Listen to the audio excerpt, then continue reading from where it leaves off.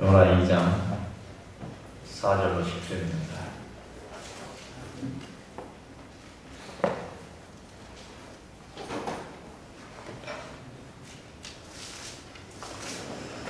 (4절부터) 한 절씩 저와 제가 교독합니다. 내가 말하기를 내가 주의 목편에서 쫓겨났을지라도 다시 주의 성전을 바라보겠다 하였나이다. 물이 나를 영혼까지 둘러싸우며 기쁨이 나를 에워싸고 바다 풀이 내 머리를 감쌌나이다. 내가 산의 뿌리까지 내려갔사오며 땅의 그 빗장으로 나를 오래도록 막았사오나 나의 하나님 여호와여 주께서 내 생명을 구덩이에서 건지셨나이다.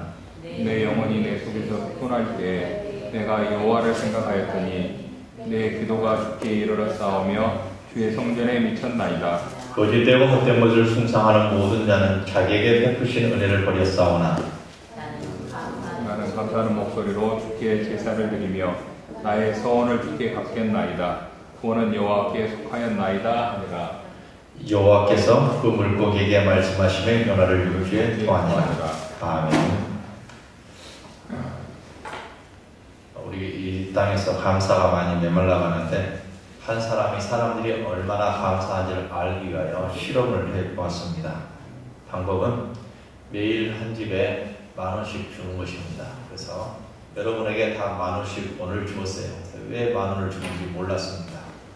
그래서 고맙기도 하고 그래서 받았습니다. 사양하는데도 또 주니까 받았습니다. 그 다음 날도 10,000원을 또 주었습니다. 참 이상하네. 저 사람은 뭐가 좀 이상한 사람이에요. 아니 복권에 당첨됐나? 여러 가지 생각을 하면서 반응들이 나옵니다. 또 10,000원 줍니다. 또 10,000원 줘요. 그러니까 3일째도 그러고 4일째도 그러니까 고맙다는 인사를 하면서 감사하게 받았습니다. 그런데 한 열흘이 지나고 나서부터는 10,000원을 안 주는 거예요. 오늘도 분명히 이 시간 되면 줄 건데 안 주니까 지나가니까 왜 오늘은 10,000원을 안 주요? 주시오. 불평을 하는 거예요. 그 10,000원 가지고 뭘 분명히 사서 먹었어요. 근데 이게 습관이 돼가지고 그 10,000원 생기면 이제 무엇을 해야 되겠다 하는 계획을 세운 거예요. 우리가 보통 그러잖아요. 그래서 그거 하려고 오늘 지나가면 10,000원 주면은 이걸로 가서 뭘 해야 되겠다 이렇게 했는데 오늘은 그냥 지나가는 거예요. 입으시오. 왜 오늘은 그냥 지나가요? 10,000원 주시오. 이렇게 얘기를 하는 겁니다. 여러분, 우리가 이 땅에 살아가면서 당연한 것처럼 보이지만 거기에 감사가 없다면 어떻게 되겠습니까? 오늘 본문에 들어가 보면은 우리 성경에서 많은 선지자들을 만날 수 있었습니다. 그런데 동물과 관계가 있는 이야기들이 많이 나타납니다. 엘리야는 까마귀를 생각나게 하죠. 다니엘은 뭐가 생각납니까? 사자가 생각이 납니다. 베드로는 뭐가 생각납니까? 닭입니다. 베드로는 닭이 생각나죠. 아론은 송아지인데 금송아지죠. 아담은 뭘 생각나게 하는 겁니까? 뱀이죠. 아담은 뱀입니다. 그러나 요나는 무엇이죠? 고래입니다. 하나님께서 니느웨 성을 구원시키기 위해서 요나를 선교사로 파송을 했습니다. 그러나 요나는 과거에 이스라엘을 괴롭히던 이 니느웨 성, 이 아수르에 있는 니느웨 성을 구원받는 것이 정말 싫었습니다. 저 나라는 저 성은 멸망당해야 된다라고 생각했던 것이죠. 그래서 그는 다시스로 도망하기로 계획을 세우고 실제로 그곳으로 도망을 갑니다. 하나님은 하나님의 계획을 이루어 나가시는 분이기 때문에 하나님의 뜻대로 행하지 않는 사람을 가만두지 않으신다는 이야기죠.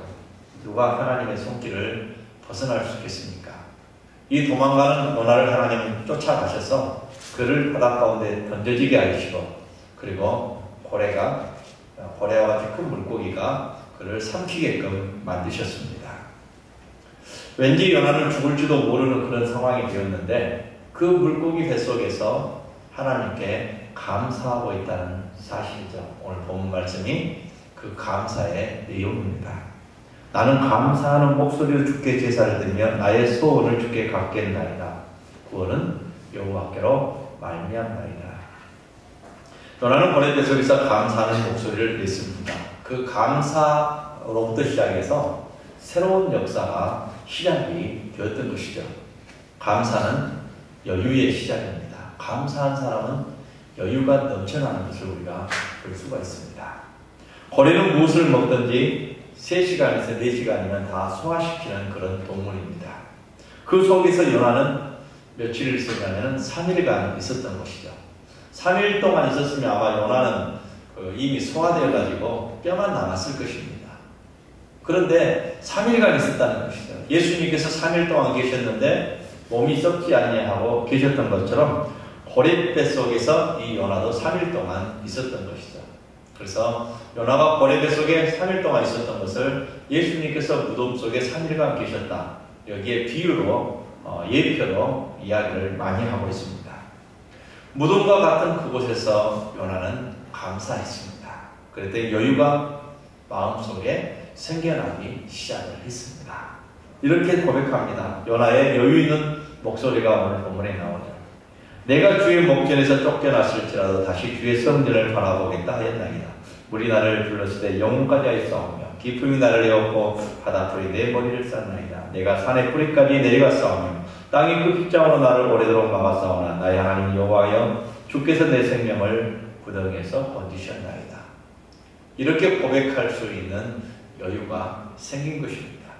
얼마나 여유 있는 말입니까? 지렁이도 밟으면 꿈틀한다는 말이 있습니다. 요나는 그런 사망의 구덩이에서 하나님께서 나를 건져주실 수 있는 믿음의 여유를 가진 사람이 바로 요나입니다. 감사는 여유를 만들어내는 여유 재료입니다. 여러분이 힘들고 어려운 상황 속에서 급박한 상황 속에서도 감사를 잃지 않는 사람은 그 사람은 여유 있는 사람이라고 말할 수 있습니다. 나이가 들어가니까 머리칼이 자꾸 빠지는 사람들이 있죠. 거울을 보면 볼수록 아마 더 심각한 그런 생각을 하게 될 것입니다. 그러다가 날마다 보면은 그 사람은 아침에는 머리 염색하고 나가고 그 다음에 하루 이틀 지나고 나면 흰머리가 나고 또 그러면서 또 머리가 빠지면서 대머리가 돼가는 모습을 보면서 날마다 자기 모습이 다름을 느낀다고 합니다. 그동안 자기의 인생을 되돌아봅니다. 아, 내가 젊었을 때는 이랬는데 지금은 결혼해서 아이도 낳고 그 아이들이 또 자라서 결혼하여 손자도 낳았구나. 이런 생각까지 하면서 세월의 무상 이것을 느끼면서 살아간다고 하는 것이죠. 여러분, 어느 남자가 나이가 들면서 대머리가 되었는데 이 감사의 조건 5가지를 써놓았습니다. 나는 머리가 거의 다 빠지고 몇 개 안 남은 대머리다. 그러나 생각해보니까 참 감사하다라는 얘기죠. 이발하는데 시간이 별로 걸리지 않아서 감사하다. 둘째는 물자가 전력되어 감사하다. 샴푸나 비누가 적게 들어간다. 세 번째는 하나님이 나를 예쁘다고 자꾸 쓰다듬어 주셔서 머리가 빠진 증거라고 생각하니 감사하다. 하나님을 골치 아프게 만들지 않을 것이니 감사하다. 왜냐? 하나님은 머리털까지 세시는 분인데 일일이 몇만 개까지 안 세도 되기 때문이다. 5번째로 여자들은 대머리가 없으니 여자들이 나를 볼 때마다 감사하게 되니까 그것 또한 감사하다. 자기가 이렇게 썼다는 거예요. 이런 글을 보니까 머리가 빠지더라도 우리가 내 자신이 조금 변화하더라도 감사의 조건이 감사의 여유가 생길 수 있는 것입니다. 탈무드 이야기입니다. 2 친구가 나란히 길을 걷습니다. 날씨가 화창했습니다. 길가에는 꽃이 아름답게 피어있고 하늘에는 새들이 날아다닙니다. 들판에는 소와 양이 한가하게 풀을 뜯고 있었습니다. 한 친구가 말합니다. 야, 정말 아름답다. 정말 이 세상을 창조하신 하나님은, 창조주는 너무너무 위대하신 분이시다. 벌레 하나도 하나님께서 세밀하게 창조하셨고 여기 날아다니는 새들도 나비도 꽃도 모두 하나님께서 창조하셨고 너무너무 위대하신 분이다. 이렇게 얘기를 했습니다. 같이 걷던 친구가 말합니다. 그래, 나도 그렇게 생각해. 하나님 정말 위대하신 분이야. 근데 나는 한 가지 이해하지 못할 것이 있어. 뭔데? 소는 몸집이 크니까 먹을 것이 많이 필요해. 새는 몸집이 작으니까 조금만 먹어도 돼. 그런데 새에게는 하나님이 날개를 주셔서 온 천지를 날아다니며 먹이를 찾게끔 해주셨고 소에게는 왜 날개를 안 주셔서 그 주변에 있는 것만 먹게 하셨을까? 먹게 하셨을까? 하나님 참 이상해. 그때 새 한 마리가 머리를 날아가다가 똥을 탁 쌌습니다. 똥이 탁 떨어졌습니다. 그러면서 똥이 이마로 줄줄 흘러내립니다. 그때 그 친구가 탄성을 울리며 말합니다. 아, 알겠다. 이제 알겠다. 하나님은 위대하시다. 하나님의 뜻을 알겠다. 감사하다. 그러면서 똥을 탁 닦았습니다. 만일 소가 날아다니다 똥을 쌌으면 큰일 날 뻔했다라는 얘기입니다. 또 탈무드는 이렇게 말합니다. 한쪽 다리가 부러졌으면 두 다리가 부러지지 않는 것에 대해서 감사하시오. 두 다리가 부러졌으면 목이 부러지지 않는 것 감사하시오. 목이 부러졌으면 더 이상 고민할 것이 없음을 감사하십시오. 죽으니까. 그러니까 내가 죽는 순간까지도 감사하라는 이야기입니다. 스퍼전 목사님이 말씀합니다. 우리가 촛불을 감사하면 하나님은 별빛을 주시고 우리가 별빛을 주신 것에 대해서 감사하면 하나님께 달빛을 주시고 달빛을 주신 것에 대해 감사하면 하나님은 우리에게 햇빛을 주십니다. 햇빛을 주신 것에 대해 감사하면 하나님께서는 우리에게 천국 빛을 주십니다. 감사하면 여유가 있습니다. 그렇게 감사하면 공간이 생깁니다. 그래서 더 많은 것을 받을 수 있는 것이죠. 무엇인지 불평하면 여유가 사라지고 감사하면 여유가 생겨나기 마련인 것입니다. 무슨 일을 당하든지 감사하는 습관은 우리 성도들에게 주어진 사명인 줄로 믿습니다. 두 번째로 감사는 새 출발의 시작입니다. 요나는 고깃배 속에서 하나님께 감사를 드렸습니다. 쥐를 도안에 잡아놓고 빛 한 점 들어오지 않는 그런 가운데 그 속에 집어넣었습니다. 그럼 절망 가운데 있는 것이죠. 그랬더니 18시간 만에 죽었습니다. 아직 산소도 충분하고 죽을 여유가 아직도 살 수 있는 그런 희망이 있는 그런 상황인데 그는 죽어버렸어요. 고레pe성은 깜깜한 도감보다 더 큰 지옥입니다. 거기에 위산이 와가지고 얼마나 괴롭히겠습니까? 거기에 그냥 있습니다. 바닷물도 들어와 있죠. 다른 생선, 고기, 물고기도 들어와 있죠. 썩은 냄새가 진동하게 될 것입니다. 그 고기 뱃속에서 3일간 있었다는 것입니다. 소화제가 뱃속에서 막 나오고 있는 상황입니다. 위가 계속 움직입니다. 고래도 가만히 있는 것이 아니라 고래도 물리를 출렁출렁 하면서 다닙니다. 정신을 차리지 못하는 것입니다. 흔들거리는 배를 타고 있는 그런 느낌일 것입니다. 그런 속에서도 감사를 찾으니까 요나가 이런 고백을 할 수가 있는 것이죠. 내가 산에 뿌리까지 내려갔사오며 땅에 그 빗장으로 나를 오래도록 막았사오나 나의 하나님 여호와께서 주께서 내 생명을 부덩이에서 건지셨나이다. 이런 고백을 할 수 있는 여유가 생긴 것이죠. 한번 생각해 보세요. 가만히 무릎 꿇고 앉아서 지금 현재 이 고백을 하고 있겠습니까? 아니면 춤추미쩍 하면서 고백을 하고 있겠습니까? 좀 그런 상황이라고 생각해 보세요. 정신없는 상황입니다. 그런데도 여유를 찾고 있는 바로 이 요나를 우리가 생각해 볼 수 있는 것이죠. 그래서 요나는 다시 니느웨 성으로 가서 복음을 전하여 니느웨 백성들 전체를 살릴 수 있는 은혜를 받았습니다. 감사는 새 출발을 제공하는 능력이 있는 것입니다. 어느 군대 내용관에서 믿음 좋은 병사가 있었습니다.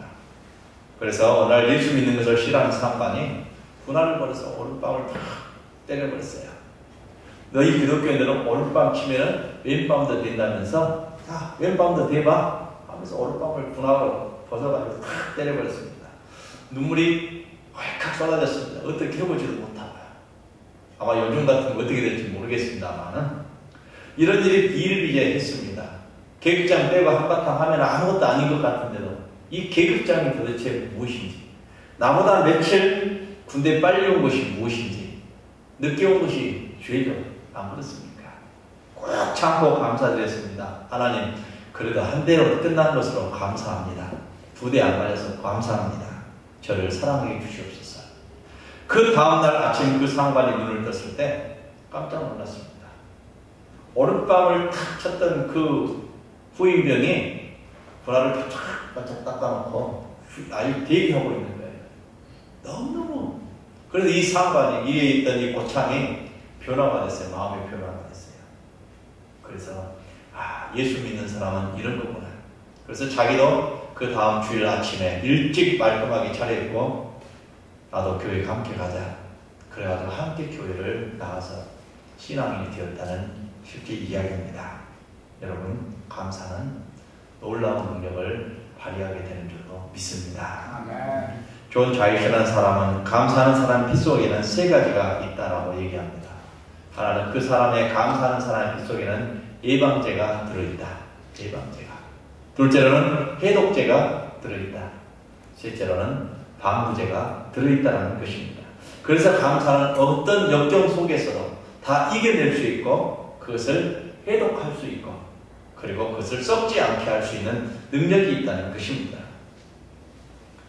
여러분, 일본에는 기독교 인구가 약 1% 정도밖에 안 됩니다. 인구가 약 2억 가까이 되죠. 그런데도 1억 정도, 2억 가까이 되는 그 인구 속에도 1% 정도밖에 되지 않습니다. 한국 선교사님들이 그곳에 많이 가셨는데 하나님께서 세계 강국으로 축복해 주셨습니다. 그런데 세계 강국으로 축복받은 나라 가운데 예수님을 제일 적게 믿는 퍼센트는 일본밖에 없습니다. 그러나 기독교가 일본으로 들어간 지는 우리나라보다 조금 더 빨리 들어갔습니다. 우리나라보다 조금 빨리 들어갔죠. 150년 이상이 됐는데 과거 일본은 기독교가 일본을 지배하던 그런 시대였습니다. 그때 일본을 통일한 도쿠가와 이에야스가 이 기독교들을 모조리 잡아 죽여야겠다라는 그런 생각을 하게 되었고 결국은 기독교의 핍박이 오게 된 것입니다. 그때 나가사키에서 수많은 사람들이 순교를 했는데 이 나가사키가 바로 기독교인들의 순교자의 무덤이 생겨났던 것이죠. 죽인 이유는 세 가지가 있습니다. 기독교인들은 자기가 독재 정치하는데 첫 번째 방해자다라는 이야기입니다. 김일성이가 왜 기독교인들을 죽였고 기독교를 말살하고 교회를 세우지 않았겠습니까? 이유가 하나입니다. 기독교인들이 항상 개혁을 하고 민주화를 외치고 그러기 때문에 그렇습니다. 독재 정치를 못하기 때문인 것입니다. 그래서 일본에서도 마찬가지입니다. 정적을 닥치는 대로 죽이는데 기독교인들이 말을 듣지 않으니까 기독교인들을 모두 죽이게 된 것입니다. 그리고 이 도쿠가와 이 이에이스를 둘러싸고 있는 무리들이 누구였냐면 바로 중들이었습니다. 중들이 둘러싸고 있습니다. 자기의 신복들은 다 중들입니다. 그래서 이들이 기독교를 항상 모함했고 옆에서 귀에 대고 얘기를 하니까 결국은 기독교를 말살할 수밖에 없는 상황이 된 것이죠. 세 번째로는 기독교 잘못도 있었습니다. 당시 스페인 선교사와 포르투갈 선교사가 일본에 와서 복음을 전했습니다. 그런데 이들이 복음만 전했으면 좋은데 보통 선교사를 먼저 앞세워서 교화 정책을 쓰고 뒤에 물건을 팔고 착취해가는 그런 일들을 포르투갈이나 스페인 이런 유럽에서 많이 그렇게 했던 것이죠. 그래서 경쟁적으로 무역전쟁을 일으켰습니다. 서로 자기 나라 이익을 위해서 서로 양쪽을 이렇게 모함했다는 얘기입니다. 그래서 기독교인들을 모조리 죽이게 된 것입니다. 엄청난 순교자의 피해 덕분으로 하나님의 보상으로 인하여서 강대국이 되었다는 이야기가 있습니다. 하나님은 공연히 일본을 축복하신 것이 아니었습니다. 일본은 보수적인 나라입니다. 60년 동안 한 정권이 한 정당이 다스린 나라입니다. 60년 동안 헌법을 한 번도 바꾸지 않은 나라입니다.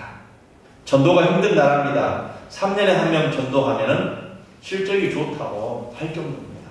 3년에 한 명입니다. 일본의 교회에 10명이 모여있으면 3년 후에 11명이 되면은 전도가 잘 되었다고 하는 그런 나라가 일본이라는 얘기입니다. 일본의 선교사가 1600명 가 있는데 그 중에 한국 선교사님이 1100명입니다. 다른 나라 선교사들은 다 떠납니다. 왜요? 3년에 한 명밖에 안 되니까 그냥 가는 거예요. 해봐야 밑 빠진 독에 물 붓는 거다. 필요 없다라는 얘기입니다. 차라리 아프리카로 가서 복음 전하는 것이 훨씬 낫다고 생각하는 것이죠.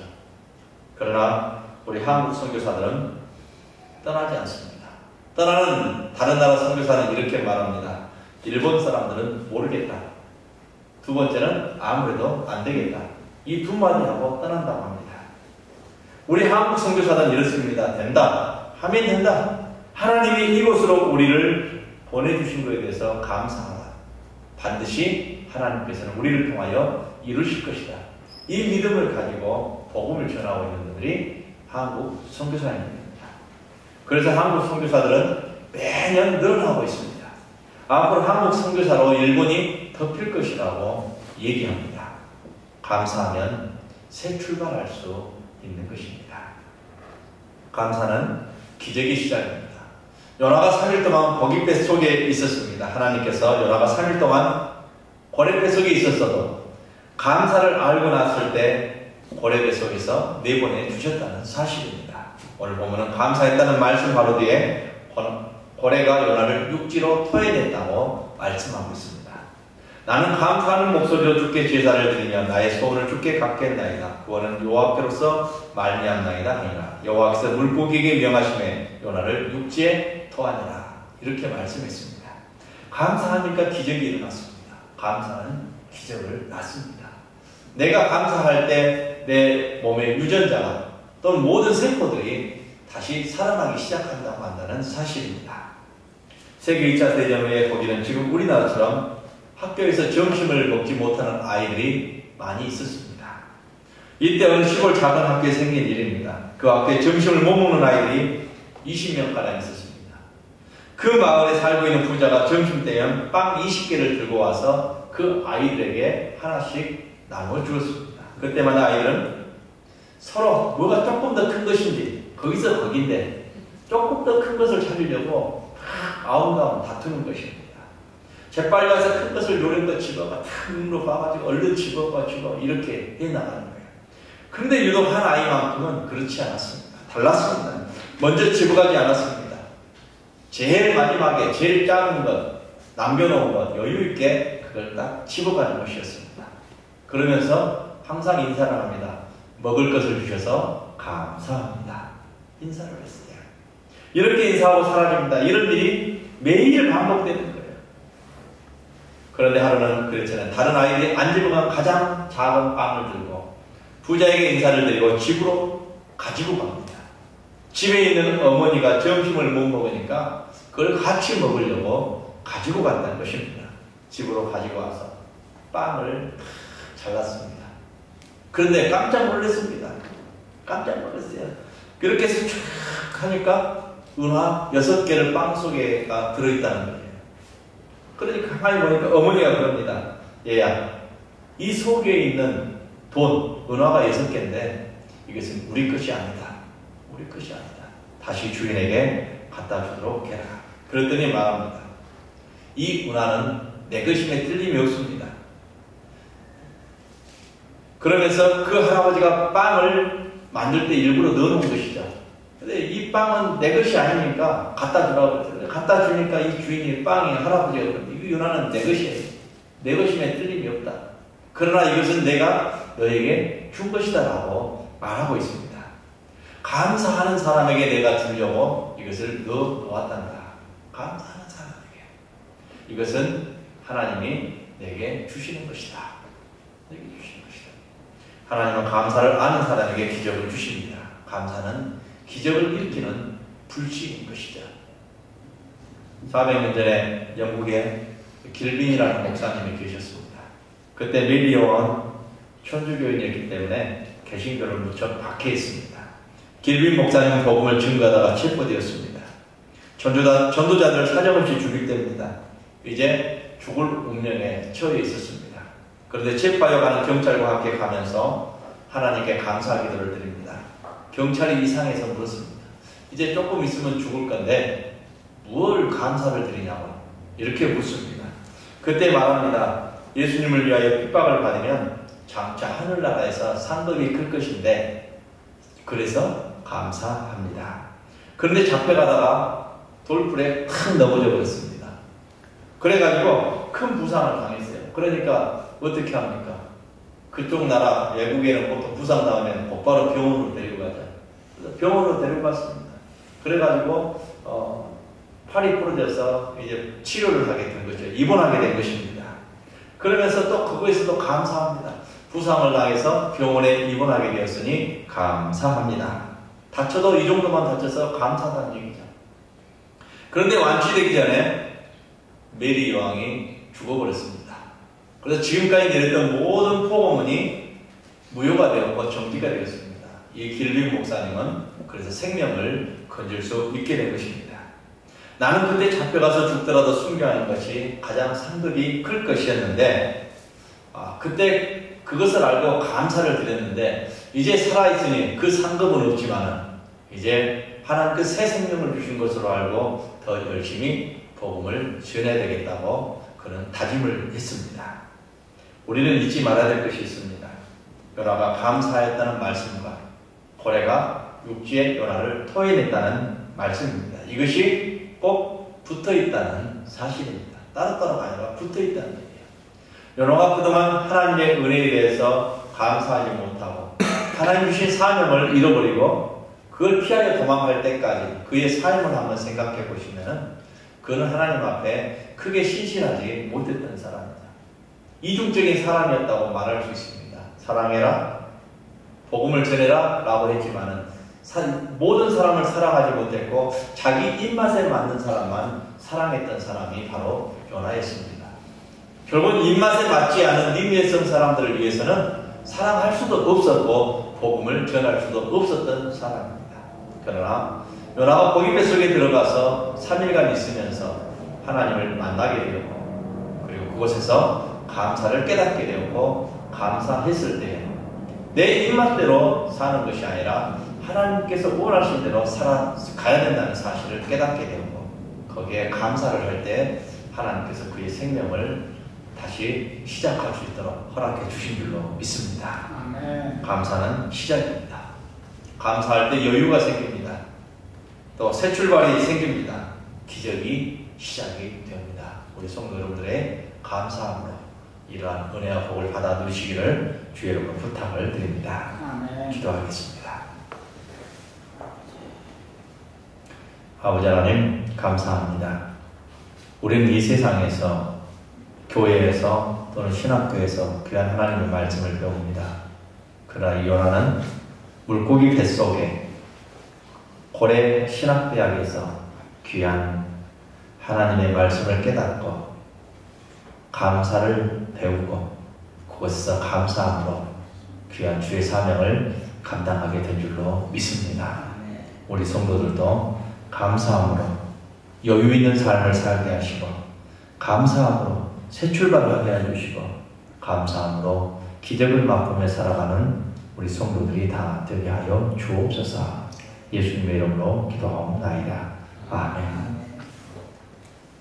이제는 우리 구주 예수 그리스도의 은혜와 하나님 아버지의 무한하신 사랑하심과 성령님의 교통하시고 인도하시고 역사하시니 감사함으로 새 시작을 시작함으로 우리의 모든 삶이 하나님의 영광을 위하여 그리고 하나님께 주신 그 은혜를 이 땅에서 나누며 살아가길 원하는 우리 모든 성도들 머리머리 위에와 그 가정 위에 군문과 객주와 이 땅에서 고향교회를 그리하며 예배를 드리는 무신령들 머리머리 위에 이제로부터 영원토록 함께 하옵기를 간절히 축원하옵나이다.